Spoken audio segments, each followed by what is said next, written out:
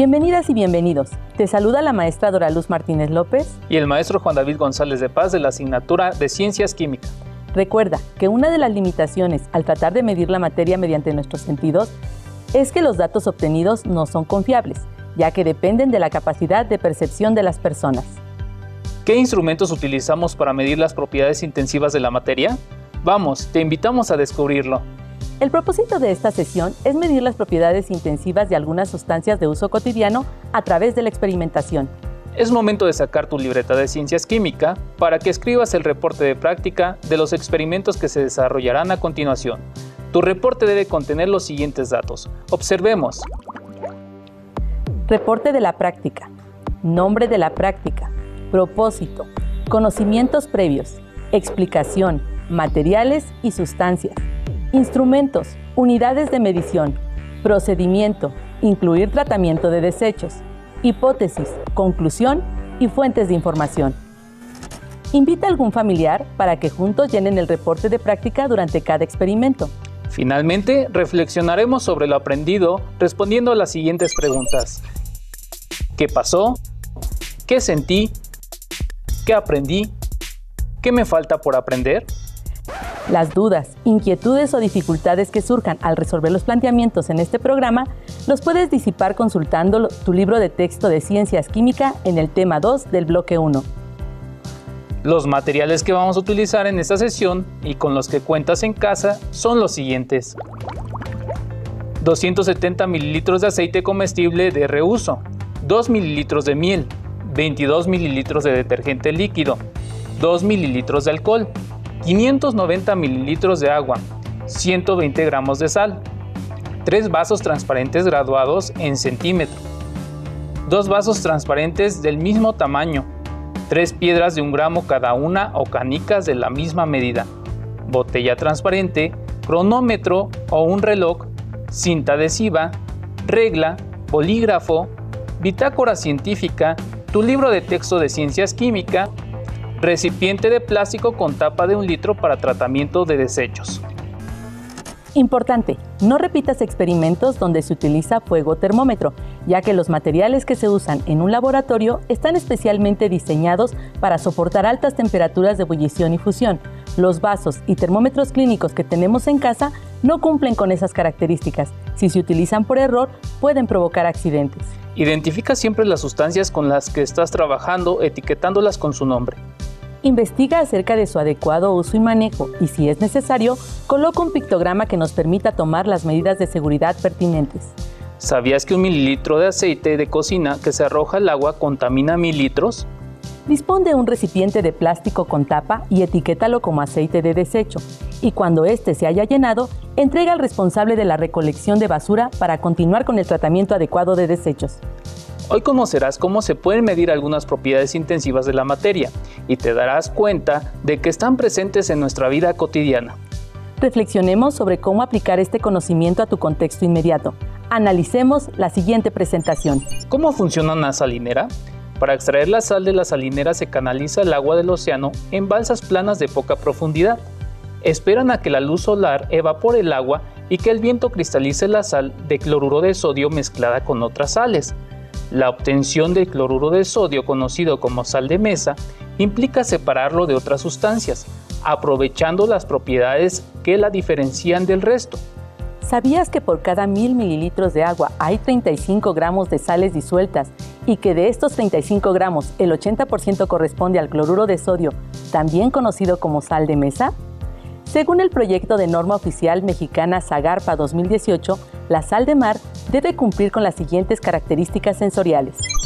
Ser una sustancia formada por cristales blancos, inodora de sabor salino franco, soluble en agua y con un grado de pureza de 99.90% para el consumo humano. Con el fin de comprender este fenómeno y proceso natural desde una perspectiva científica, los invitamos a ver un experimento parecido a lo que sucede en las salineras. Comenzaremos por simular el agua del océano formando una disolución de 100 mililitros de agua mezclada con 5 gramos de sal. Posteriormente, vaciaremos nuestra disolución en un contenedor sobre el cual pondremos un tapón de corcho e introduciremos un termómetro para medir la temperatura exacta a la que comenzará a ebullir el agua.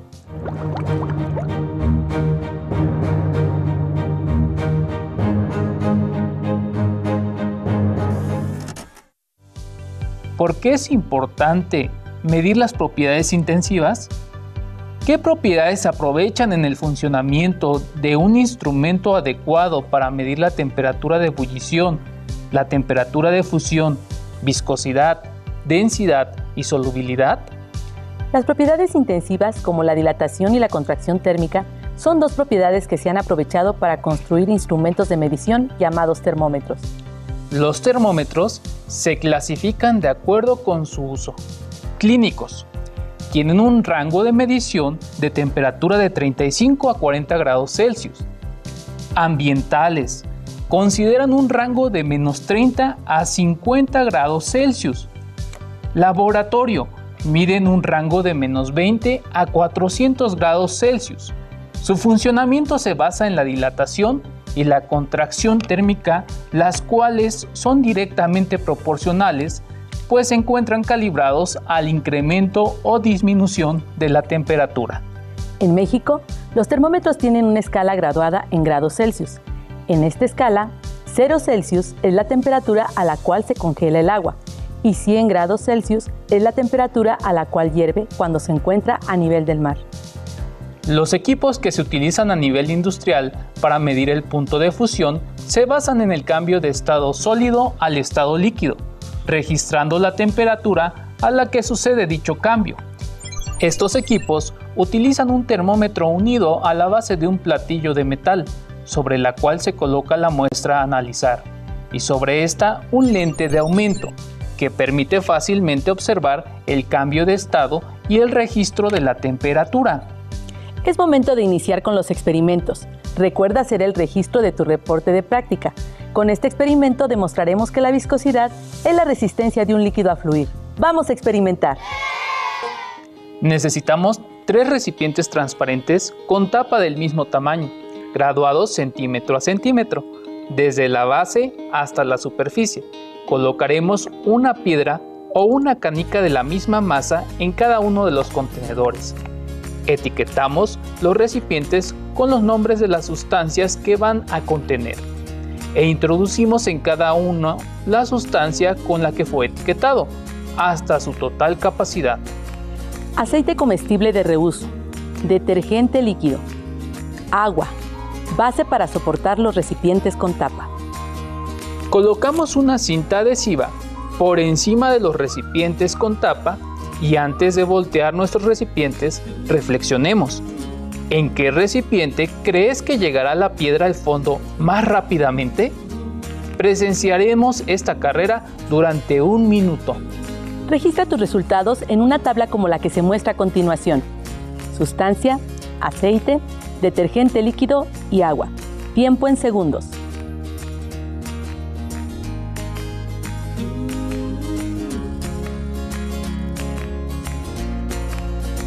De las 3 sustancias, ¿cuál es la más viscosa?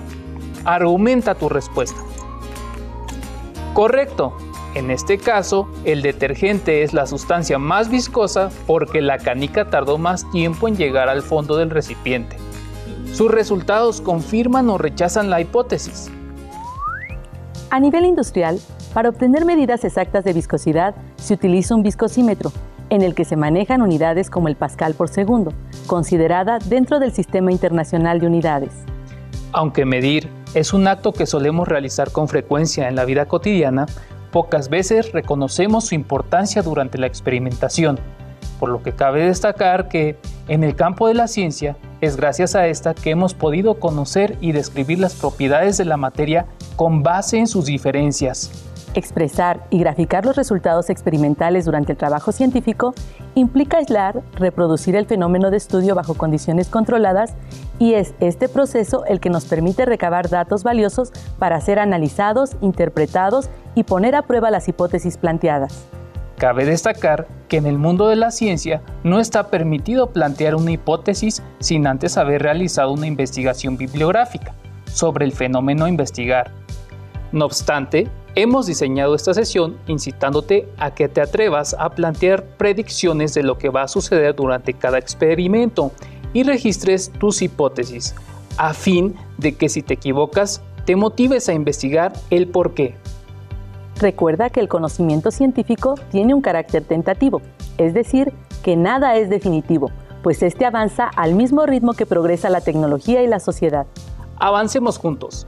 Y recuerda, si quieres aprender en la ciencia química, tienes que experimentar. ¿Sabías que un litro de aceite no tiene la misma masa que un litro de agua? Esto se debe a la propiedad intensiva conocida como densidad, la cual se define como la relación entre la cantidad de masa en una sustancia por unidad del volumen que ocupa. Antes de medir la densidad de un líquido es importante calibrar el densímetro, colocándolo dentro de una sustancia con un valor bien conocido por el experimentador, la cual se compara con una tabla de valores también conocidos y tomados bajo las mismas condiciones de presión y temperatura de la muestra sobre la que mediremos la densidad. Vamos, te invitamos a intentarlo. Como se observa en la pantalla, la densidad de una sustancia se mide utilizando una probeta que se llena hasta la marca máxima de su graduación, en este caso 250 mililitros de agua y 250 mililitros de aceite en la segunda probeta. Recuerda que para medir adecuadamente el volumen de un líquido, utilizando instrumentos volumétricos como lo es la probeta, es importante tomar en cuenta la formación del menisco, el cual puede ser una superficie cóncava o convexa según si las moléculas del líquido se atraen o se repelen con el vidrio. La concavidad del menisco se origina cuando las fuerzas de adhesión entre un líquido y las paredes del recipiente que las contiene son mayores que las fuerzas de adhesión del líquido.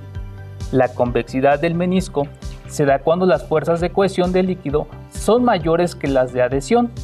La superficie de los líquidos presenta una propiedad intensiva conocida como tensión superficial, la cual actúa succionando el líquido cuando el menisco es cóncavo y rechazándolo cuando es convexo.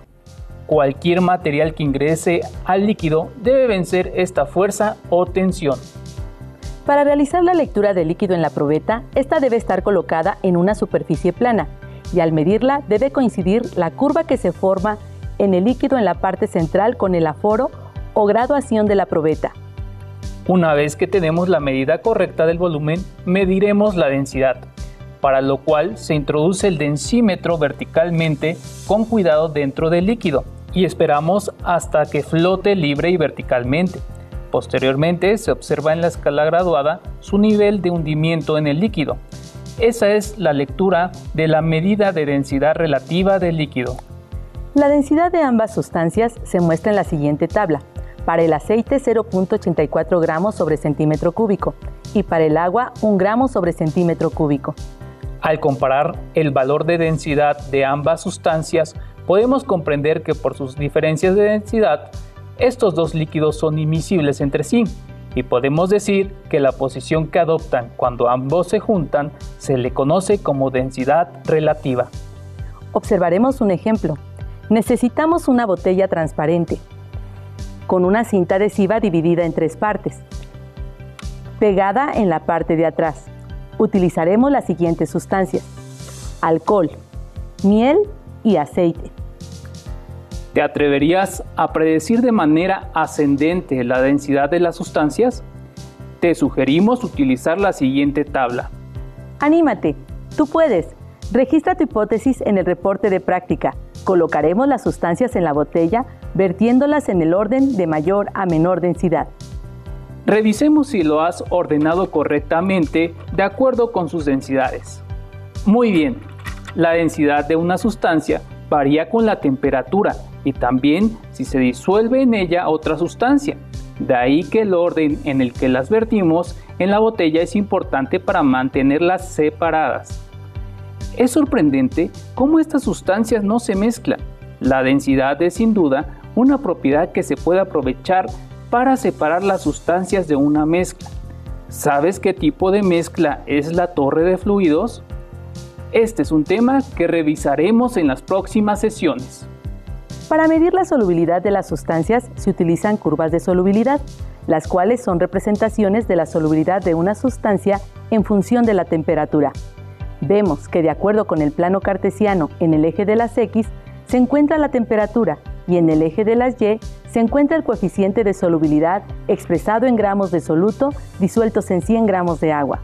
Resolveremos las siguientes actividades en tu libreta, utilizando la gráfica de solubilidad de algunas sales en el agua, en función de la temperatura. Observa la tabla que se muestra en la pantalla. Puedes ver que en ella se presentan 3 curvas de sustancias distintas cada una. Identifica la curva que corresponde al soluto con el que vamos a trabajar y guíate en esa curva para analizar los datos y encontrar la respuesta correcta. El soluto es cloruro de sodio, cuya fórmula química se escribe N mayúscula, A minúscula, C mayúscula, L minúscula. ¿Qué cantidad de cloruro de sodio, NaCl, se disuelve a 50 grados Celsius? Para resolver el primer planteamiento, consideramos que el dato que nos proporcionan corresponde al eje de las X, por lo que nos ubicaremos en este eje hasta encontrar 50 grados Celsius y subiremos verticalmente hasta topar con la curva y leemos en el eje de las Y que la concentración de cloruro de sodio a 50 grados Celsius es de 39 gramos de soluto disueltos en 100 gramos de agua. ¿A qué temperatura se disuelve el cloruro de sodio si se disuelven 40 gramos de cloruro de sodio en 100 gramos de agua? Para resolver el segundo planteamiento, consideraremos que el dato que se nos proporciona ahora corresponde a la concentración de la disolución, que es de 40 gramos de soluto disuelto en 100 gramos de disolvente. Por lo que nos ubicamos en el eje de las Y hasta encontrar los 40 gramos y posteriormente caminamos en el eje de las X hasta topar con la curva y bajar en el eje de las Y para encontrar la temperatura, la cual corresponde a 90 grados Celsius. Caracterizar e identificar las sustancias es una actividad que se utiliza para la construcción del conocimiento científico, el cual se basa en un conjunto de procedimientos en los que utilizamos nuestros sentidos para experimentar con algunos hechos que han despertado nuestro interés.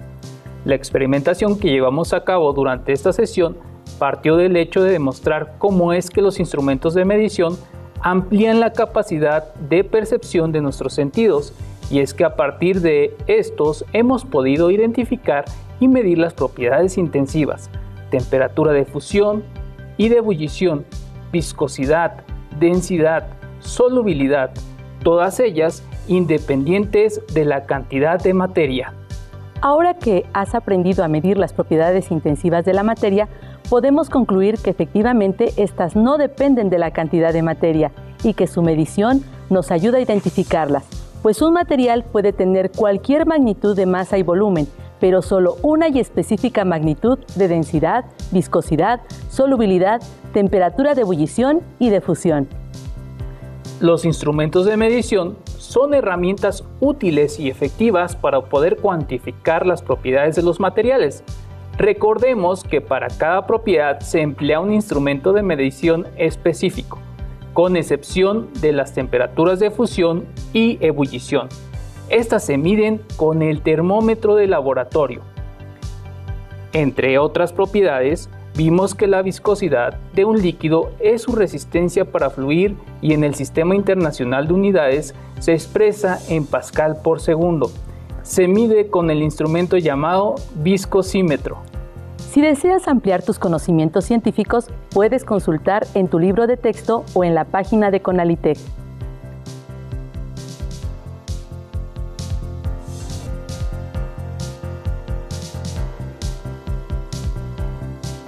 ¡Listo! Terminamos. Pero aún nos queda mucho por aprender. Recuerda que es conveniente sistematizar los resultados obtenidos al experimentar, así como seguir las normas de seguridad para evitar accidentes. ¡Hasta pronto! Si tienes dudas o necesitas ayuda,